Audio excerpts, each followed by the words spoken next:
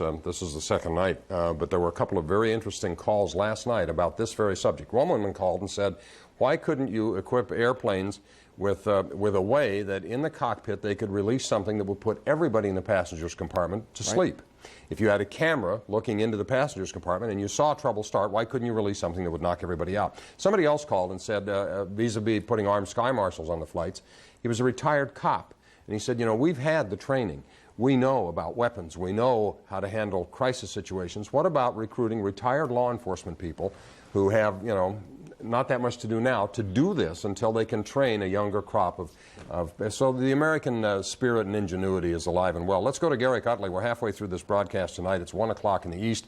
Gary Utley has the latest news headlines for us now. Gary?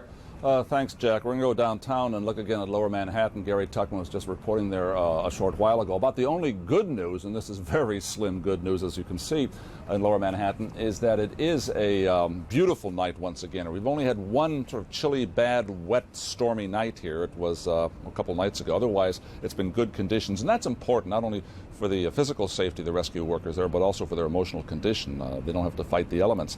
Anyway, as Gary Tuckman reported, it's been 120 hours now since the last survivor was found. Hopes are fading. The death toll, the official confirmed dead, is 190, but still more than 4,900, nearly 5,000 are missing. And after last week's devastating attacks, New York and Washington are at last ready to get back to work. That's the New York Stock Exchange down there on Wall Street. George Washington getting a hose down because of all the dust, the flags flying at the Stock Exchange there. Streets are being cleaned. The opening bell is less than 9 hours away now. And trading will get underway. We'll see what happens in the markets, what Americans think of the economic future of their land. Turning to President Bush. Now, there's a view of Wall Street. You can see the more of the dust there. It was really a mess. I was down there today. President Bush returned to the White House on Sunday, and he is telling Americans that it's time to get back to work. The president, as we know, was meeting with his officials up at Camp David. And when he returned, he wanted to say some things to the American people. Here's some of what he had to say. This war on terrorism is going to take a while, and the American people must be patient. I'm going to be patient, but I can assure the American people I am determined. I'm not going to be distracted. I will keep my focus to make sure that not only are these brought to justice, but anybody who's been associated will be brought to justice. This weekend, many Americans celebrated their patriotism. Look at this. This is Tucson, Arizona. 25,000 people gathered to show their true colors. A very human statement. The effort that went into that, just imagine that. In Brooklyn, on Sunday, Brooklyn, New York, the message was the same but more somber as thousands attended a vigil in Brooklyn Heights, just across the river from the World Trade Center disaster. Finally, a peaceful look at the Empire State Building along Fifth Avenue this evening, Midtown, Manhattan. Tonight, it's showing its true colors, red, white, and blue. The lights had been turned off much of last week.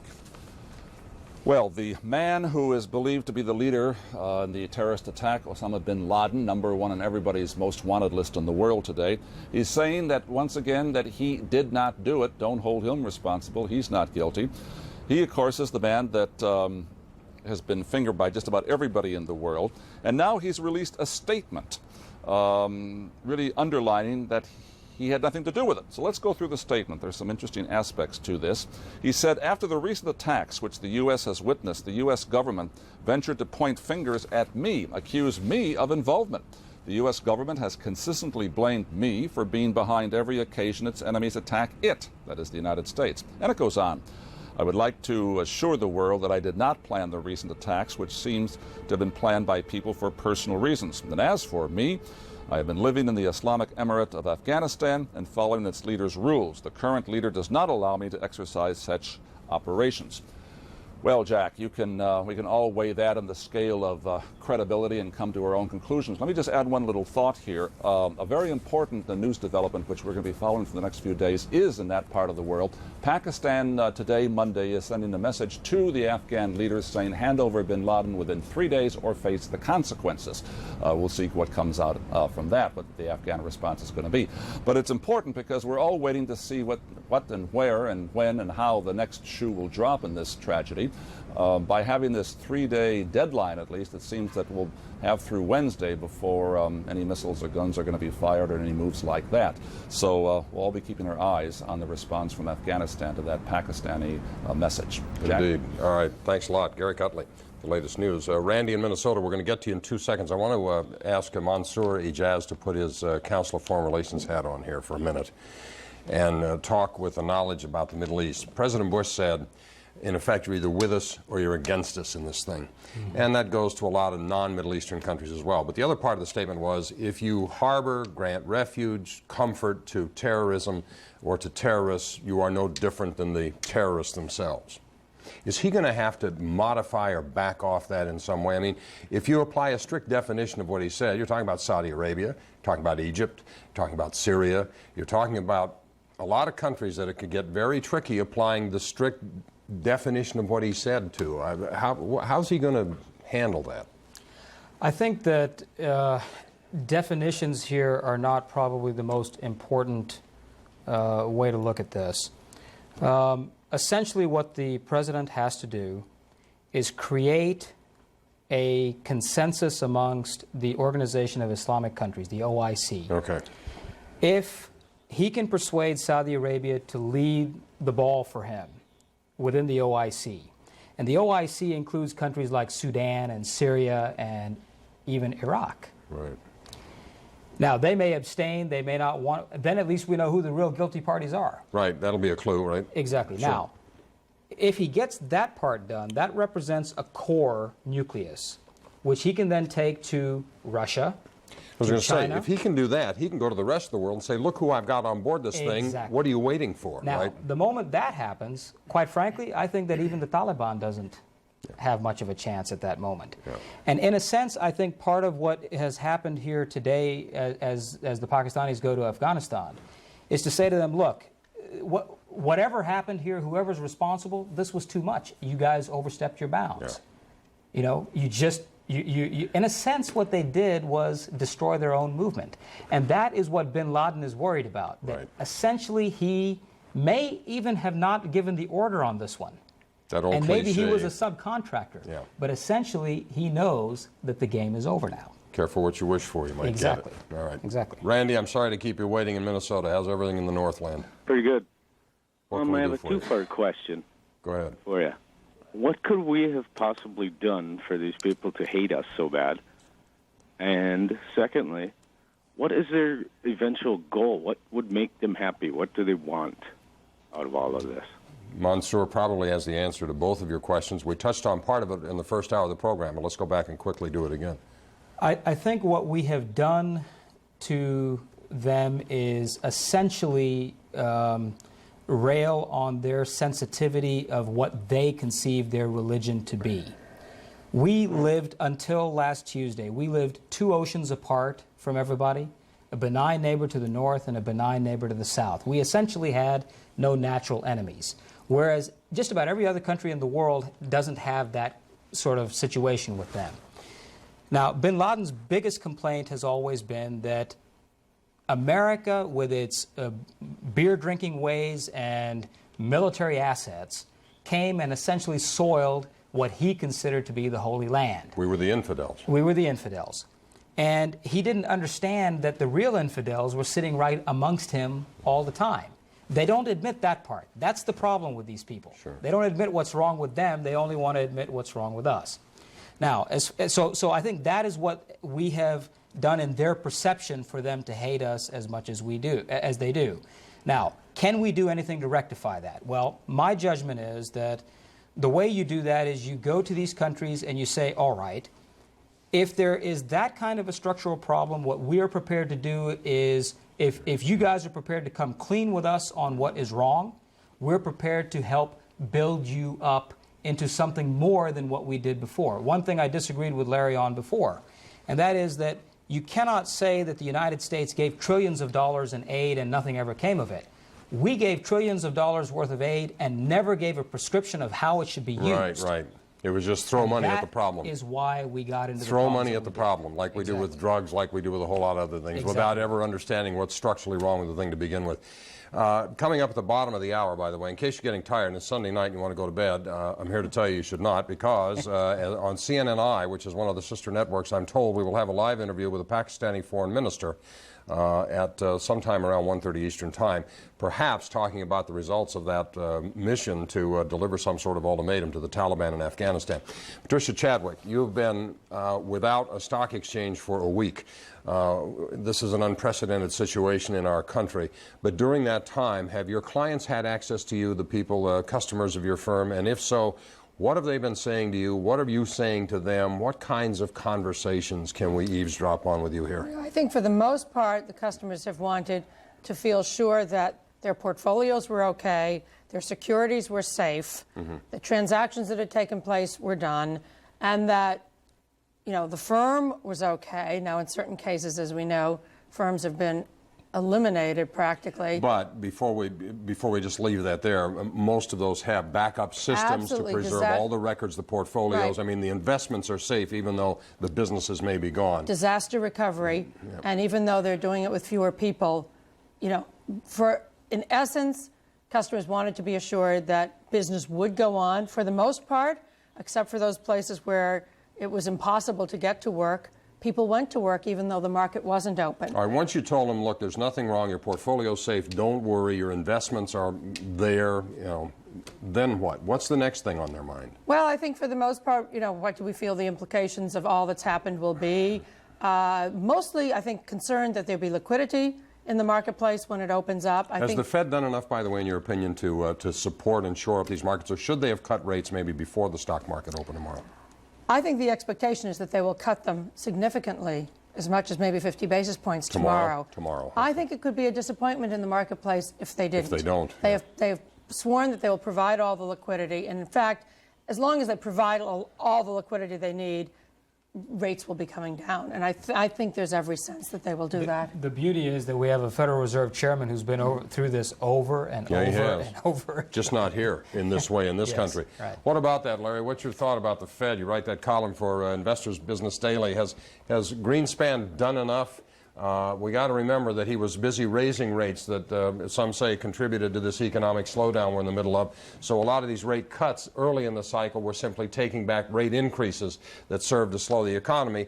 And some economists and analysts that I've talked to over on CNN-FM, the business network, have been critical of the Fed, saying that they remain behind the curve, at least going into this event that happened Tuesday. Well, that's right. A lot of people have made those kinds of criticisms. But I think the real question is what impact does the Federal Reserve have really on the economy? And I think there is an impact, but not a significant impact. The real impact has to do with tax, spend, and regulation policies. And quite frankly, we have doubled the burden of the American taxpayer since 1950, which is one of the reasons why we have a lot more secondary wage earners working outside the home. If the government really wants to do something to stimulate the economy, get the government off the backs of hardworking men and women. We have to work right now until almost the first week of July in order just to pay all of the taxes that we have to pay, federal, state, and local. Well, didn't So we just back get this up- huge tax cut? Didn't all our taxes just go down? I guess not.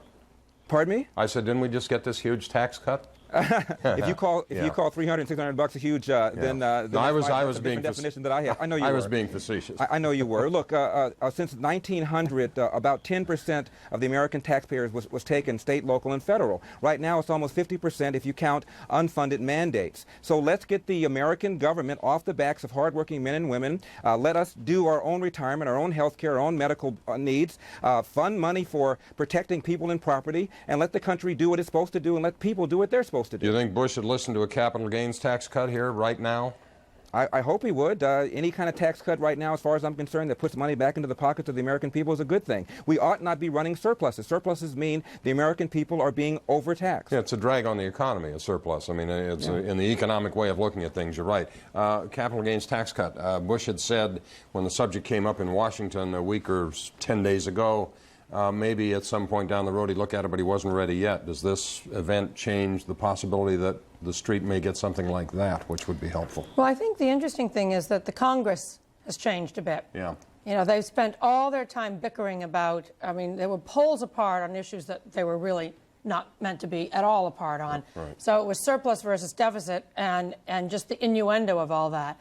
This has coalesced them. I mean, if you remember back when Bush Sr., Bush father, was trying to get a declaration of war against Iraq. Right. I remember being in Paris at the time and just sitting there glued to the television, afraid he wasn't going to get it. And I think he got it 51-49 or something like that. 52-48, if I recall. 52-48, You're okay. close, yeah.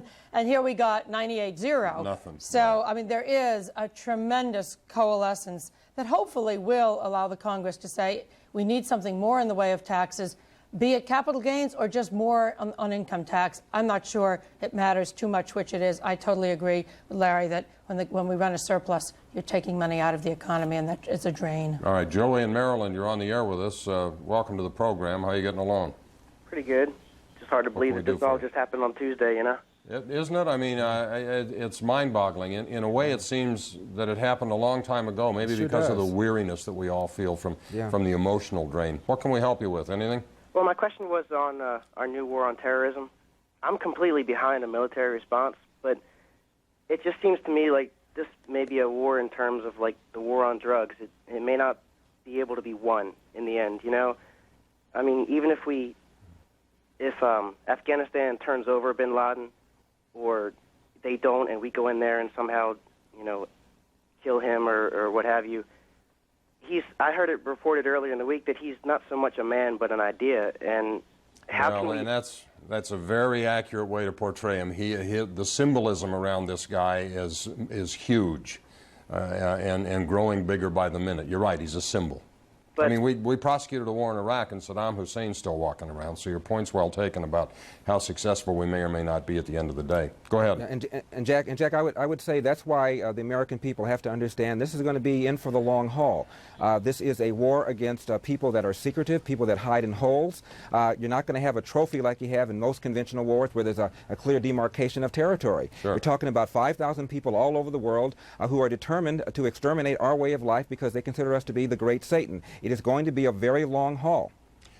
Major Garrett at the White House, you know, these are valid points, and the polls indicate, as they always do, that the longer the potential military action goes on, the less appetite the public will have for it. And that old argument that when the body bags start coming home and we in the media begin to show everybody in America what the real price of this stuff is, maybe the appetite begins to diminish. What about that?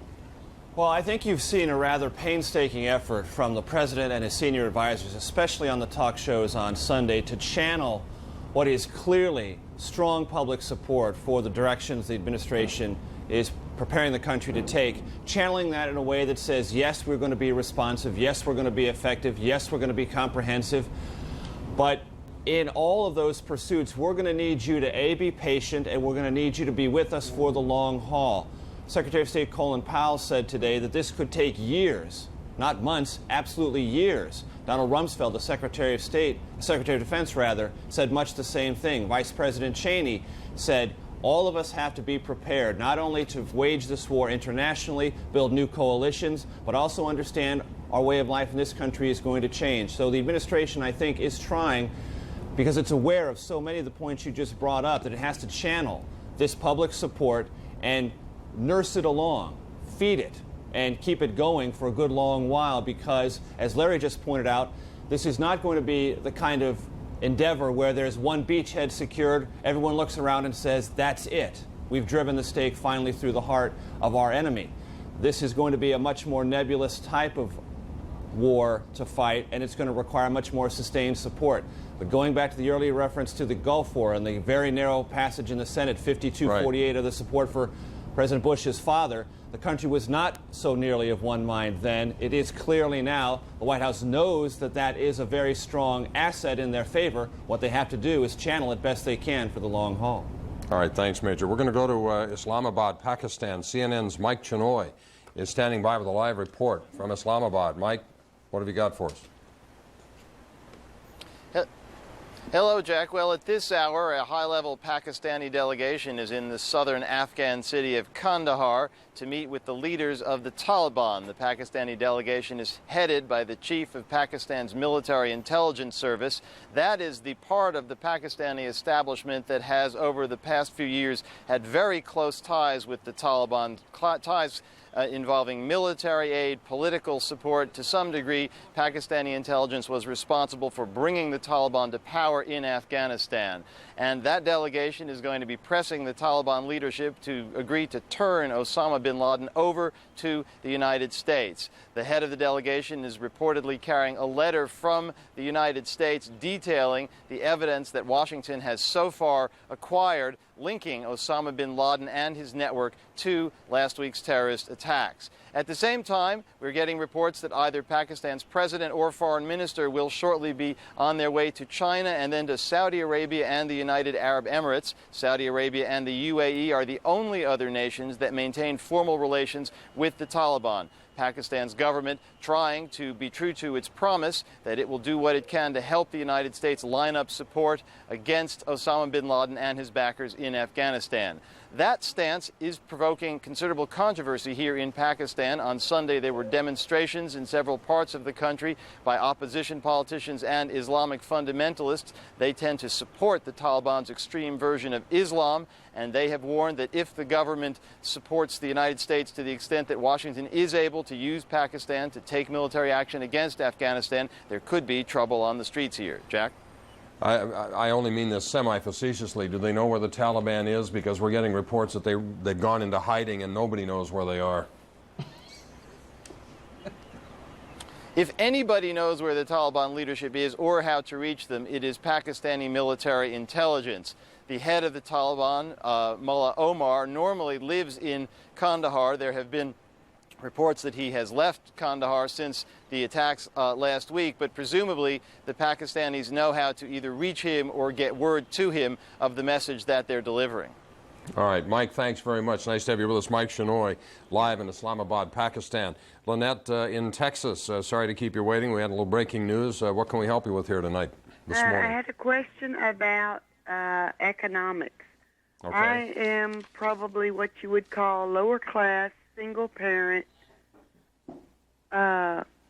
Texan, an American, and there was a caller before me about investing now in economics to build it up. Mm-hmm. Would that be the best way for me to try to put some of my money into the economy to help the situation? Well, we had another caller earlier ask that same question. Let me ask our panel here what they think you ought to be doing. Well, again, I think it's first and foremost important that you don't spend over and above your means. You've just said that you don't have a very large income, so it's important that you take care of your needs and your family's needs.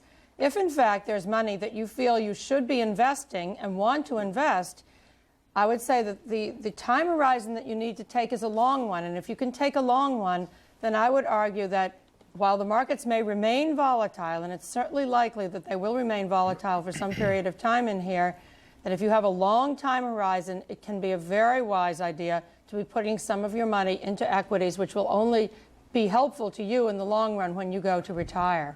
All right, Larry Elder, let me ask Jack, you. Yeah, go ahead. Jack, her situation to me typifies why we need to have a discussion about the privatization of Social Security. A woman like that doesn't earn very much money. Her contribution and her employer's contribution, as you know, is controlled completely by the federal government. She ought to be able to put her money in stocks and bonds so that when she retires down the road, when she feels like retiring, not at an age that is mandated by the federal government, she'll have substantially more in assets than she otherwise would by our current Social Security plan. So hopefully this could get us to jumpstart the conversation that we need to have about allowing American men and women to put their own money in stocks and bonds for the long haul, so they're far better off than our current Social Security system. All right, that's a debate. I have a hunch Larry's going to go onto the back burner here for probably quite a while, but it's a hot topic, and at some point down the road it'll be raised again. We've got a caller in Chicago. Rich, how you making out? Hi, thank you. Good evening, or good morning, depending where you're at. Yeah, right. My question is to everybody in the panel there, maybe it's something you're listening to your listeners, is with all the millions of dollars being donated by these major corporations, I mean, and we're talking tens of millions, hundreds of millions of dollars going through. Wouldn't it not have been better to keep the millions of dollars, even though it's commendable that they are doing this, and keep back or hire back employees that they've either laid off or hire new employees? Wouldn't the tax revenue generated from the employee back, help stimulate the economy a little bit better? Yeah, it would, but let me just, I don't know if I'm qualified to answer it, but I'm going to take a shot at it. We've got 300 firefighters in this city that are never going to take another breath. We got 68 or 70 cops. They left families, they left kids. You know what, I don't know if you're married or have children, but I've got 4 of them. I know what it costs to put them in college and raise them and pay insurance for them and do all those things. And your point's well taken. As an economic stimulus, a couple of $100 million in an $11 trillion economy, and you guys correct me if I'm wrong, it's not all that much. But to those widows and orphans of the firefighters and the cops in this city, it's a whole bunch of money, and my sense is that maybe it's better there. I don't know. Agreed. Agreed? Yeah. Yeah, you understand what I'm getting at? I mean, I know what you're saying, and it's a good idea, but I mean, neither are these mutually exclusive events. Well, I that's mean, true too. Because eventually just the money because gets Morgan into the Stanley economy. gives $10 million to the fund doesn't mean that they can't hire back, or hire more, or go out and stimulate from whatever else they have. And I guess the money eventually will find its way into the economy through the families of these departed. But I think there are other points. I mean, it's very hard for a corporation to go and hire back people when they don't have things for them to do. Yeah. And they're in turmoil. But I will say I've thought a lot about how the economy might change. And of course we know that the airline industry is going to get fairly hard hit. A lot of people do not want to travel. A lot of corporations are telling their people they do not want them to travel. Sure. They have to get permission to travel right now. And yet when you think, okay, how could this be a benefit somewhere in the economy? On the technology side, we know that the technology for teleconferencing exists. Right. It's not utilized at all to the extent that it could be. And in a way, this might jumpstart some technology spending. I was going to say, the technology sector of the stock market has been the one that has enjoyed the greatest losses, not enjoyed, but suffered the greatest losses, down 60-70% from that NASDAQ 5,000 tech bubble that we had almost 2 years ago now. And that's an interesting idea that corporations and businesses, as a way to keep in touch with clients, it may not be the salesman on his route anymore. Right, and that is a tremendous productivity-enhancing situation. I also think everybody is going to have a cell phone who doesn't have one. People just feel the need to be able to communicate with anyone. Look how they were used aboard these hijacked airliners. Yeah. Sure. Mansour, your office is downtown? No, we're at Midtown. The reason I ask, real estate investment trusts were all the rage as an investment, particularly with the stock market overall declining, because they paid a pretty nice dividend. You could get 5, 6, 7, 8% dividend along with potential appreciation of the shares in the companies. We have lost somewhere in the neighborhood of 20 million square feet of office space here in New York City as a result of this.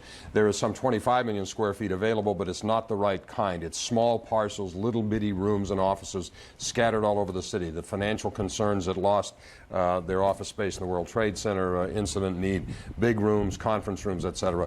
My question is, do real estate investment trusts change as a potential investment vehicle because of the potential for the kind of situation that we're seeing here in New York, perhaps, God forbid, happening in other cities? I mean, what about that? Is that too big a reach, do you think, or not? Well, I would say on the real estate, I mean, I think, again, it depends on where your properties are. I mean, if you own the real estate downtown on Wall Street, your prospects are not so good. If you own pieces of real estate around town, and I'm very, intimately involved in a situation where suddenly real estate out in Westchester is probably going to go like that, and there has been to relocate, right? And there has been a lot of excess capacity out in that area as the economy has slowed down. So I think it really depends on how you're structured and where you are. But you're right, this extra 25 million square feet doesn't do too much good if you're a corporation of 1,000 people or you're trying to move 2,000 people. But you are probably going to see the supply-demand in general for real estate get extremely tight in this area. The next question will be, do some corporations not want to stay in New York? Of course, I think that this city and this state want to give big incentives to people to stay, and security measures will change. But some corporations may feel it's better not to have all their employees in one place and make sure that they have operations scattered around. All right. We have Thomas in Alabama before we go to Gary Kutlick for the latest news. Thomas, good evening. Good morning. How are you? How you doing? I would want to know, after all this is over with the United States freedom still be the same? Boy, I don't know. Larry, you talk to people about civil liberties all the time. Is Larry Elder there? Garrick, let me push you back 1 second. You know, our lives, the government said it the day it happened. Our lives have changed forever. What about that? Our lives have changed forever. Benjamin Franklin said any society that sacrifices freedom for security deserves neither. But clearly we have to rethink exactly how porous our borders are, how easy it is to get on an airplane, how easy it is to circulate throughout the country. We have to really think about the fact that we are now in a 21st century a war against terrorism, against people who are willing to come in the country and hijack planes. Lord knows what is in store of us next in terms of biochemical and nuclear weapons, and so we have to begin to think about sacrificing some of the freedoms and the convenience that we used to experience on a day-to-day basis. That can no longer be the status quo. All right, 1:30 Eastern Time. Let's go to Garrick Utley and get the latest news. Garrick? Jack, what the quote of one of your panels just a minute ago reminded me of the old Field of Dreams saying, build it and they will come. When you look downtown, I was down there today, the big question is in terms of real estate, rebuild, and will they come back? Well, we just don't know. It's going to be months and years before we can even think about that. But let's look at these live pictures down there. As we know, the human toll, 190 dead, another 4,900 missing.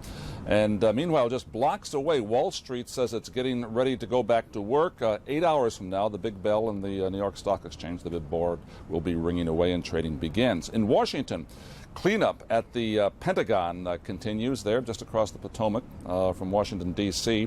The death toll there at the Pentagon stands at 188, 187 missing, and 2 confirmed dead. Earlier on Sunday, the Bush administration called on the leaders of the world to stand up and be counted. The key here to keep in mind is that what we're asking nations to do, and which the PACs have clearly made a decision to do, is we're asking nations to step up and be counted. They're going to have to decide. Are they going to stand with the United States and believe in freedom and democracy and civilization, or are they going to stand with the terrorists and the barbarians, if you will? And it's a fairly clear-cut choice, and I'm delighted to see that Pakistan has, in fact, stepped up to the task. Across the country, the manhunt continues with the FBI agents spreading out. Just a few hours ago, 2 arrest warrants were issued for 2 more material witnesses in Delray Beach, Florida today. The FBI stepped up its search of this apartment complex. Authorities there believe at least 1, if not 2, suspected hijackers were living there. And finally, the long healing process begins. Americans lit candles across the country to mourn the victims from the attacks, the disaster last Tuesday. And as the vigils continue, President Bush is calling on Americans to do one very important thing, not only to get back to work, but to recreate a sense of normalcy in this country, normalcy in the United States, all 50 states. The president returned to the White House Sunday from Camp David, urging Americans to go back to work. He returned after meeting with his top security advisors at Camp David, discussing likely responses to last week's attacks. Meanwhile, the man the president has fingered as the prime suspect, Osama bin Laden, issued a statement on Sunday denying once again that he had any role in Tuesday's attacks. He says he's been living in the Islamic Emirate of Afghanistan and following the rules and the laws of that country's leaders. Well, Jack, again, as we reported just a moment ago from Islamabad, correspondent Mike Chinoy there, the big story is the meeting taking place this Monday between the head of military intelligence of Pakistan and the Taliban leaders. Pakistan telling the Taliban, hand over bin Laden within the next 3 days or else. This is the real test, perhaps the last chance, it seems, according to informed observers there, to have a peaceful resolution to this. No one's giving high hopes that it's going to happen. Anyway, 3 days and counting until that deadline reaches us. Back to you. Garrick, our sister network CNNI is promising shortly, in fact any time now, a live interview with the Pakistani foreign minister, presumably, hopefully, we'll see, but hopefully they'll have some information about that meeting between the Taliban and the Pakistani officials. Mansour, you've got close to $1 billion under management in your firm. How much equity exposure do you have? Well, we're primarily invested in private equity transactions. So from a public stock market standpoint, I sort of got out of the public markets about 2.5, 3 years ago, primarily because we saw, when you've had that kind of a 5-year run, you don't kick a gift horse in the mouth and you say, all right, where can we go and do some more interesting things? And some of the things that we're trying to do right now include very novel internet paradigms that are designed to protect the internet security, infrastructure security in ways that have never been seen before. Can you talk about what they are? Or is it... Well, let me give you a hint, and that is that the ability to protect a computer up until now has depended on building these very elaborate firewalls. Right. Now what we're doing is, in fact, taking the internet address of the computer and moving it around in cyberspace so you can't find the computer. If you can't find it, you can't attack it. That's one thing we're doing. Other things we're doing, biomass conversion. We're very interested in satellite technologies. Telecommunications, I think, will have a resurgence as a result of these kinds of things because of what Patricia just said, which is that we've never used a teleconference capability anywhere in the world, and now I think we're going to do that. And in fact, Pakistan is a very good place to do that, as a matter of fact. And they're privatizing their telecom company. And if they survive this short-term crisis, I think there's a lot to be done in those kinds of countries to build their infrastructure out as well. All right. Timothy, here in New York. Good morning. Good morning. How are you getting along? Oh, it's been a rough week. Yeah, it has. You know, I mean, as much as everyone's talking about the economy and everything, being so close to these two tragic events here in New York, being a Long Islander, I kind of felt like being trapped in a way. That's why they shut the city down. You were trapped in a way. Were you out on the island when this happened, or were you in the city? Yeah, I was out on the island at work. But basically, my question has to do with everything that has taken place on American soil, you know, not being a military strike as Pearl Harbor, but yet being terrorist attacks for, quote, personal interests, as Osama bin Laden has put it. Wouldn't it be rational and logical for the United States to close its doors for an extended period of time to allow the government to both scour the country of any and all illegal immigrants and also to devise a better system of security for the sole purpose of protection? I don't know that that it's a practical idea, and I'm not an official, but a practical idea to seal off the borders. I do know that, I would expect, I would strongly suspect, that the examination of things like student visas will come under a little scrutiny. Apparently, some of these terrorists that hijacked these airplanes were attending flight schools here in the United States because they got into the country on student visas that are available as a part of the underground that serves the terrorist network.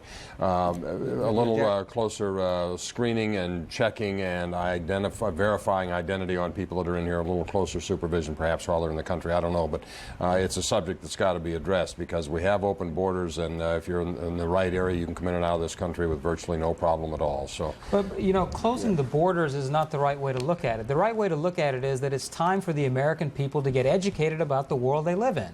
That is what is fundamentally missing in this society, that for so long we just became complacent because we thought we didn't have any natural enemy. Now we understand that there's a real enemy there, and it's the responsibility of every American living in this country to understand precisely what Islam is, what does it teach, how do Muslims live, how do people who believe in these radicalized ideas, whether they're Muslims or not. Sure. What are they all about? This is our responsibility as people now. We have to do this. You know, we had... And Jack, sealing the borders is unrealistic. Well, of course it is. For all sorts of reasons, not least of which is that there's a huge demand for both legal and illegal immigration in this country. I mean, there wasn't Vicente Fox just in the country meeting with Bush about what to do with 3 million Mexican immigrants who work in this country and make a huge economic contribution to the... And the idea of unleashing the INS, even if there was sufficient manpower, which there isn't, to go through the country and root out illegal immigrations is a prescription for a police state, and that is not what America is all about. You know, we had, going back to the late 80s, I mean, we've had it awfully good in this country for the last 10 or 12, 13 years.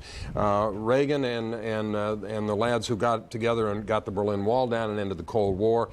We had the situation in the Persian Gulf, which was short and clean, and there were not a lot of American casualties. Coming out of the 1991 recession, the stock market and the economy entered an unprecedented era of prosperity where people in this country got wealthy beyond their wildest dreams. And it was like, what me worry? I mean, there were no problems. Life was good. People were educating their kids and buying second homes and driving nice cars, and they had high-paying jobs. And that's I think part of the reason why this was such an emotional blockbuster to everybody. I mean, it's if we had been scraping and struggling, that had been, you know, it's like here's one more thing. But such a contrast to the way life has been in this country, with the possible exception of the stock market. We're going to get, I think, CNNI now. Are we not, Ellie? Are we ready to go to them? They have a live interview with a Pakistani foreign minister, and presumably we're going to at least hear some questions about the delegation for Pakistan that went to deliver ultimatums to the Taliban in Afghanistan demanding the return or handing over of Osama bin Laden. So let's go now to our sister network, CNNI, for that interview. And at this point, we welcome our viewers in the United States as we go to Pakistan and examine its critical decision to back the United States as it zeroes in on the culprits of Tuesday's attacks. Joining us now is Pakistani Foreign Minister Abdul Sattar. Mr. Sattar, thank you very much for joining us. First, if we can start with what's going on right now in Kandahar. What's the Pakistani delegation telling the Taliban this day? The Pakistani delegation at a high level will be conveying to the Taliban government of Afghanistan the imperative of compliance with Security Council resolutions, both those that have been adopted in the past and the one that was adopted on the 12th of September. That is our own policy, and we hope that the government of Afghanistan will act with responsibility in the terribly grave situation raised by these horrendous terrorist attacks in New York and Washington. For those not familiar with the minutiae of Security Council resolutions, can you tell us exactly what those Security Council resolutions say?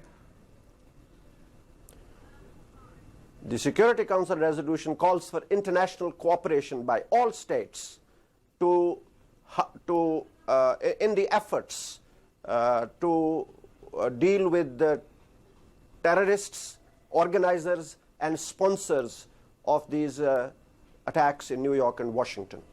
As one of a handful of countries... Also, I think we should take note... If I could just break in there for a moment, as one of the handful of countries that actually supports the Taliban regime, is that all that the delegation is going armed with, the UN Security Councils that have already been in place for some time, or is Pakistan putting some extra muscle on the Taliban to surrender Osama bin Laden? Well, Pakistan has always sought to give correct counsel. We have always emphasized in the past that it is important for Afghanistan and its people that the government should act in conformity with international law. Of course, the assumption that Pakistan is in a position to exercise complete influence is flawed in our opinion. We have constantly pointed out to our friends that we have diplomatic relations, but that doesn't necessarily translate into great influence. The decisions have to be made by the sovereign government of Afghanistan. As seems likely, as many analysts are speculating anyway, it's very unlikely that the Taliban is going to surrender Osama bin Laden in the near future. Mullah Omar has only recently said that there's no way that's going to happen and has actually threatened retaliation if anyone attacks Afghanistan. What's Pakistan going to do then? Well, Pakistan has taken very serious note of the threat that has been hurled against Pakistan.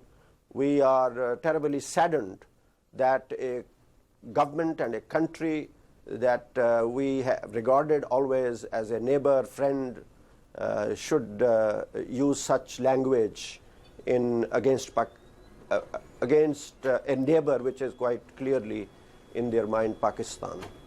And I'm sure that the emissaries who have gone to Kandahar will take that up with the leadership in Kandahar. So you feel that was actually a direct threat on Islamabad?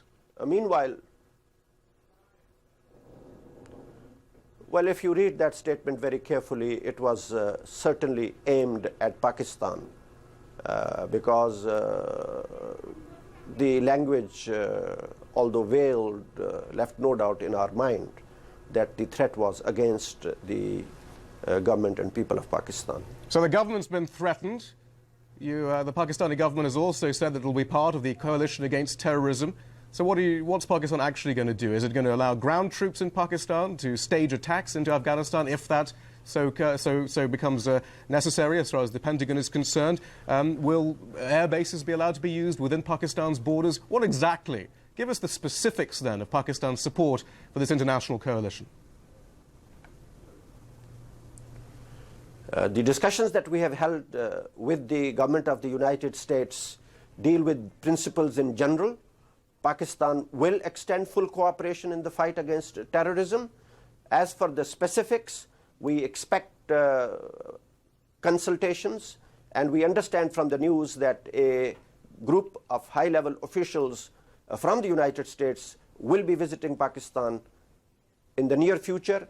We would like also to know the plan that the United States has in mind, and then we will discuss what and to what extent Pakistan can be a partner in the fight against terrorism.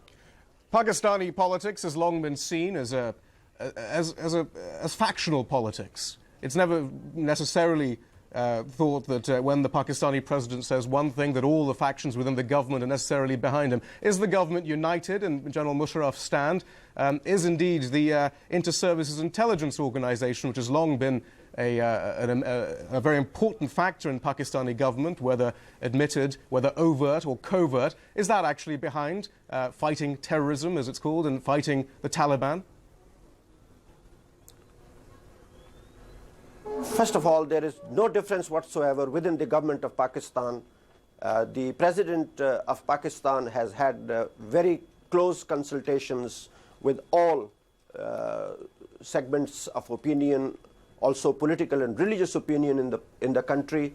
Yesterday, he spent 14 hours with more than 100 political and religious personalities in the country. And I can tell you that while there are differences at the political level in regard to precise policies, there is no difference on broad outline of policy. Firstly, all the people, political, religious leaders, have unanimously condemned the acts of terrorism. They have pointed out that Islam does not permit attacks on innocent people. They have also pointed out that Islam, a religion of peace, abhors acts of terrorism. As for precise policies, there is naturally some difference of opinion, but as I've said, on broad lines, Pakistan must be seen and must participate in implementation of the resolutions calling for the fight against international terrorism. But to put it on the line though, Mr. Sattar, will Pakistan support a military strike on Afghanistan if that's what the Pentagon chooses to do? Well, we have to wait to hear the plan, and only then can the government of President Musharraf make final decisions. I cannot deal with, as you know, such contingencies without knowing what precisely are the plans. You mentioned that Islam is not a religion of war, it's a peaceful religion, that the people who carried out these attacks do not represent Islam as a religion.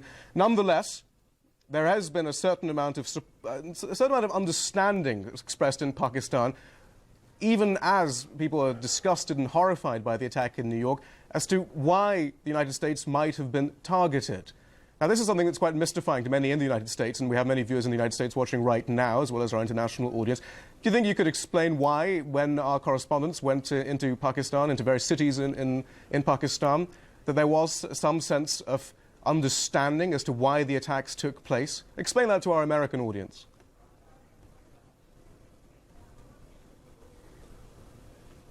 For a long period of time, there have been sentiments in the country that in many areas of the world, power is being used, force is being used unjustly. And the sense of justice and of conformity with principles of international law is very strong among Muslim people. And therefore, when they see violations of human rights and of use of state terrorism in parts of the world, they naturally react with sympathy for the innocent victims of these acts.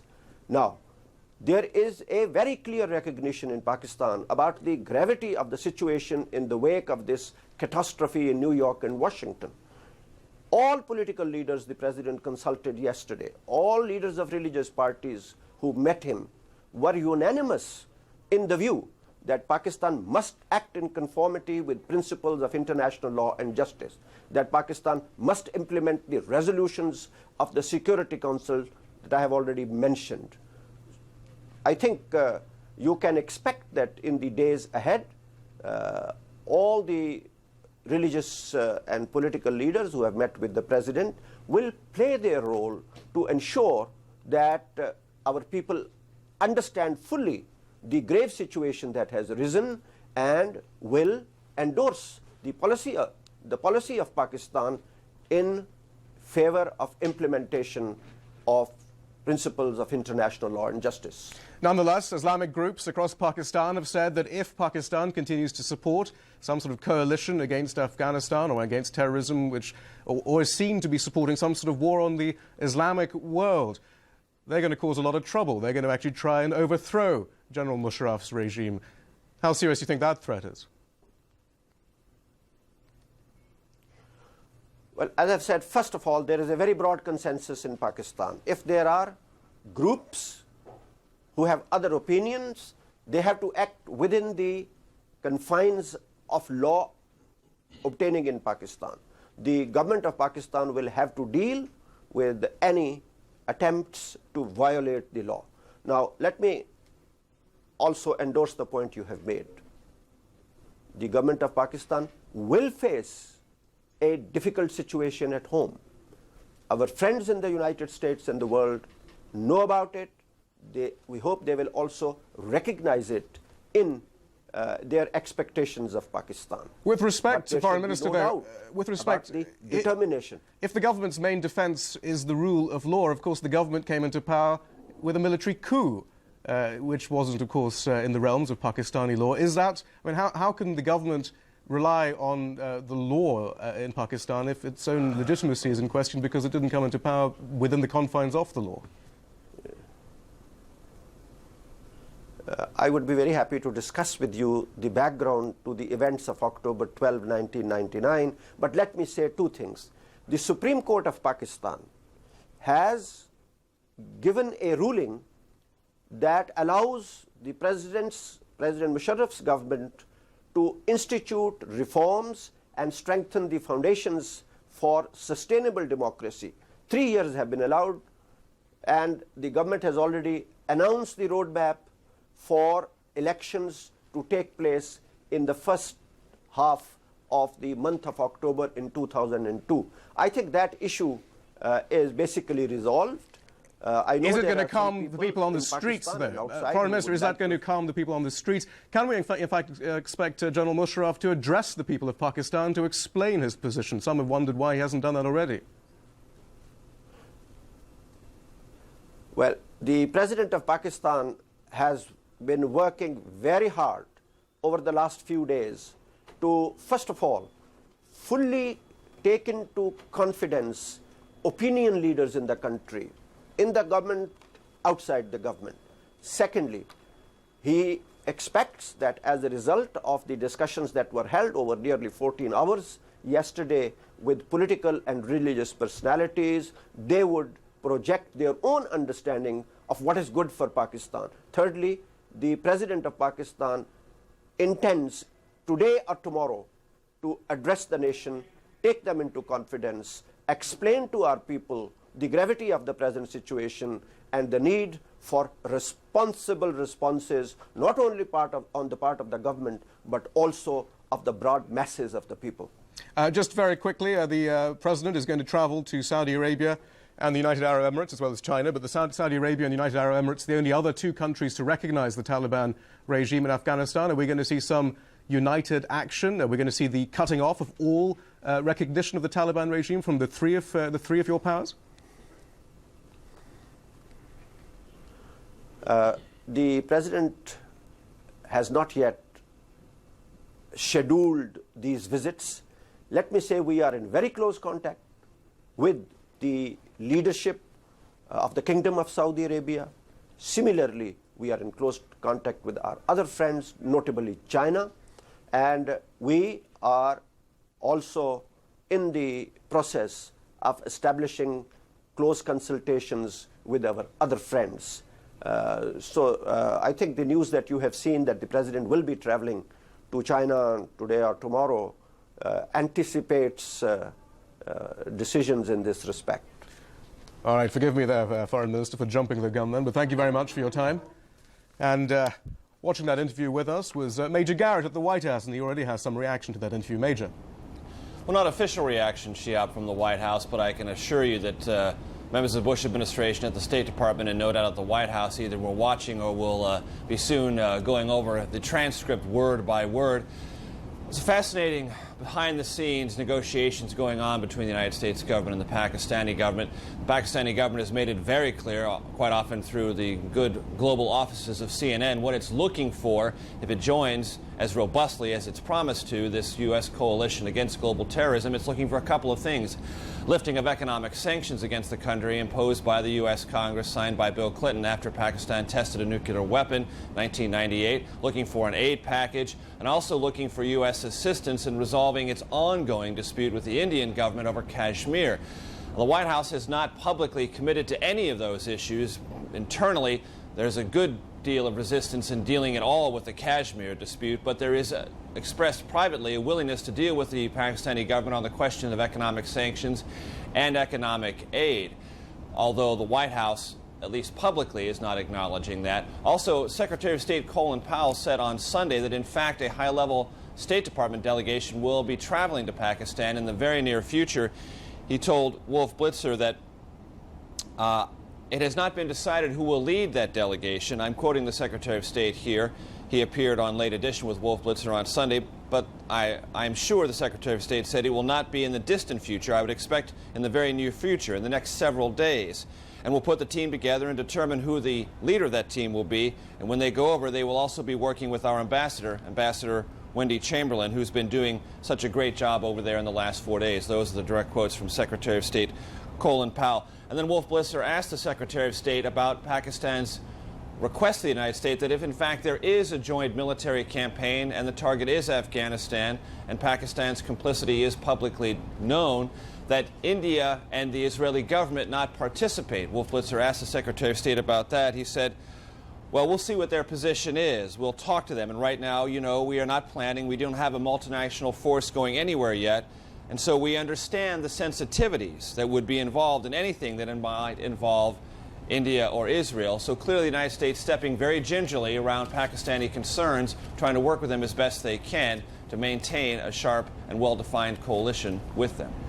Shiab. Major, it was pretty clear, though, from that interview with Foreign Minister Sattar that he's very keen to frame the events, the coalition and what might be about to happen in terms of the United Nations resolutions. And indeed, if the United States, under international law, is considering any military retaliation, it should theoretically go through the UN Security Council. Surely that will preserve the international coalition and give the Arab world and other nations more peace of mind, as opposed to any kind of unilateral action. And yet we haven't had any mention of the United Nations being consulted at all as yet, or the Security Council being convened. Well, no, the Foreign Minister mentioned the Security Council resolution passed on Tuesday, which was an overall condemnation of the terrorist attacks on New York and Virginia and the downing of the crash of the plane in Pennsylvania, all related to the various terrorist attacks. And yes, we would be seeing if, in fact, the UN Security Council were involved and there were an umbrella resolution passed, we would see the exact same type of situation that happened in the Gulf War. That was a cohesive, a glue, if you will, that kept the coalition together and gave many, particularly moderate Arab countries and those who were less eager to jump in the coalition against Iraq, diplomatic cover within their own countries, saying this is not about common cause with the United States, but it is about common cause with the United Nations. It's so much easier for countries in these regions to do that because there is much less internal hostility to the United Nations, because oftentimes the United Nations acts on their behalf in confronting the Western world about issues of economics, human rights, and other matters. So the UN Security Council, probably in the next few days, we will see an effort built there to provide some overall authorization. The President's administration has made it clear the coalition will be broad, it will be sustained. Probably one of the difficulties so far is providing the exact wording for something the UN Security Council would in fact endorse, because, as the administration has pointed out so regularly, this will be a long-running and not necessarily nation-specific or individual-specific campaign. So how do you write something the entire United Nations Security Council can endorse that would be that nebulous? That's one of the challenges ahead. Major Garrett, thank you very much for your analysis. And for our viewers in the United States, we now return you to CNN. All right, thank you very much, Jeb. I'm Jack Cafferty. It's coming up on 1:59 in the morning. Quickly, before we wind this up, Mansour, what did we hear from the foreign minister? Well, you heard a lot of diplomatic speak, if you will. Here's what the reality is. General Musharraf has to deal with three constituencies. The first one is his Islamic hardliners within the army and the intelligence apparatus who support the Taliban and have supported them for a long time. The second are the religious zealots on the streets. The third are the hardliners in Islamic countries that